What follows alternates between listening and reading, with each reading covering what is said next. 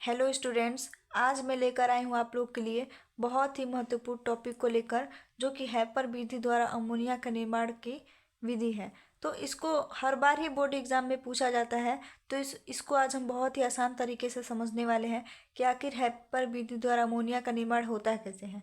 तो सबसे पहले कि प्रयोगशाला विधि में हम हैपर विधि को देखेंगे।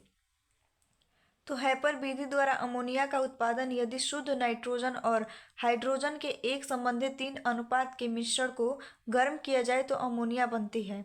जैसे कि अगर हम आम भाषा में समझें तो नाइट्रोजन की मात्रा 1 और हाइड्रोजन की मात्रा 3 लेकर अगर हम दोनों को गर्म करें तो वहाँ से हमें अमोनिया का निर्माण होता है।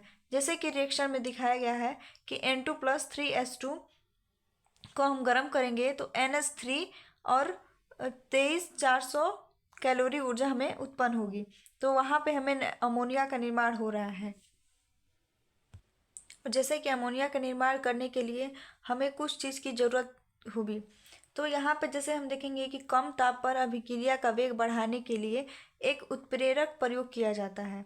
इस अभिक्रिया का उत्प्रेरक की उपस्थिति में अनुकूलतम कम ताप, जैसे कि हम इसमें टेम्परेचर कितना लेंगे, इसका वायुमंडल दाब कितना रहेगा, तो इसका टेम्परेचर रहेगा 450 से 500 डिग्री सेंटीग्रेड तथा 200 वायुमंडल दाब रहेगा। ठीक है, तो यहाँ पे हम अब इसको चित्र के माध्यम से समझेंगे।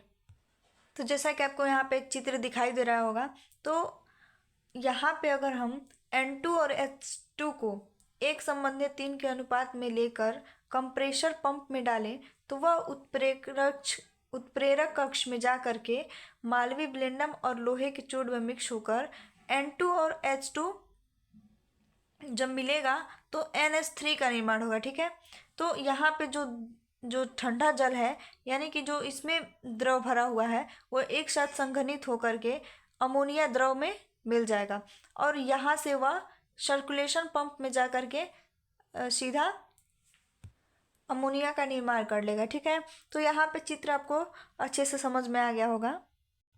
तो स्टूडेंट्स, यहाँ पे कभी कभी विधि भी पूछ देता है कि इसका बनाने की विधि बताइए। तो यहाँ पे हम देखेंगे कि इस प्रक्रम में N2 तथा H2 को एक संबंधित 3 के अनुपात में लेकर 450 से 500 डिग्री सेंटीग्रेड ताप तथा 200 वायुमंडलीय दाब व लोहे के चूर्ण Fe तथा मालवीय ब्लेंडम MO की उपस्थिति में 10 से 15% अमोनिया निर्मित होती है। तो जैसे जैसे हम उसको चित्र में जिस चीज़ का उपयोग किए हैं उसको हमें इस विधि में बताना है। ठीक है, तो यहाँ पे हमें देखते हैं, इस प्रकार निर्मित अमोनिया को संघनित में प्रवाहित कर द्रवित कर लेते हैं। जैसा कि आपको चित्र में मैं बताई हूँ, अभिक्रिया के पश्चात शेष गैसों को पुनः उत्प्रेरक कक्ष में प्रवाहित करते हैं, जिससे N2 तथा H2 के संयोग द्वारा NH3 का निरंतर निर्माण होता रहता है। जैसे कि मैं बताई कि N2 और H2 मिल करके NH3 का निर्माण करेंगे। और यहाँ पे हम इसका भौतिक गुण देख लेते हैं कि भौतिक गुण भी पूछ देता है। तो पहला है, अमोनिया तीव्र गंध वाली रंगहीन गैस है। दूसरा है, इसे सूंघने पर आंखों में पानी आ जाता है तथा इसका आंखों पर गहरा हानिकारक प्रभाव पड़ता है। यानी कि अगर हम इसे सूंघ ले और या आंखों में चला जाए तो यह बहुत ही हानिकारक होता है। और तीसरे नंबर पे है, अमोनिया जल में पूर्ण विलेय है, यानी कि यह जल में पूरी तरह से घुल जाता है और इसका क्वथनांक -33.5 डिग्री सेंटीग्रेड तथा हिमांक -78 डिग्री सेंटीग्रेड तक होता है। और कभी कभी इसका रासायनिक गुणधर्म भी पूछ देता है। तो आप इन सभी टॉपिक्स को तैयार करके जाइएगा, क्योंकि ये निश्चित है कि ये पूछेगा ही। तो इसका हम रासायनिक गुणधर्म में देखते हैं। सबसे पहला है दहन। तो दहन में क्या है कि यह ना तो स्वयं जलती है और ना दूसरे पदार्थ को जलाने में सहायक है। O2 O तथा O2 के साथ NH3 का मिश्रण पीली लौह के साथ जलकर N2 का निर्माण करती है।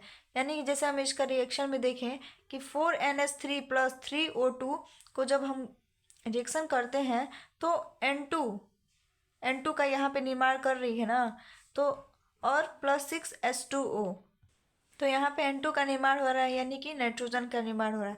और जब ये जल से अभिक्रिया करेगा तो क्या होगा यह जल में विलय होकर NH4OH यानी कि अमोनियम हाइड्रोक्साइड का निर्माण करेगा। तो NH3 यानी कि जब हम अमोनिया को जल से अभिक्रिया कराते हैं तो वह अमोनियम हाइड्रोक्साइड बनाता है। ठीक है स्टूडेंट, आपको उम्मीद है कि अच्छे तरीके से समझ में आया होगा। एक बार और आप चित्र को देख लें तो अच्छा रहेगा।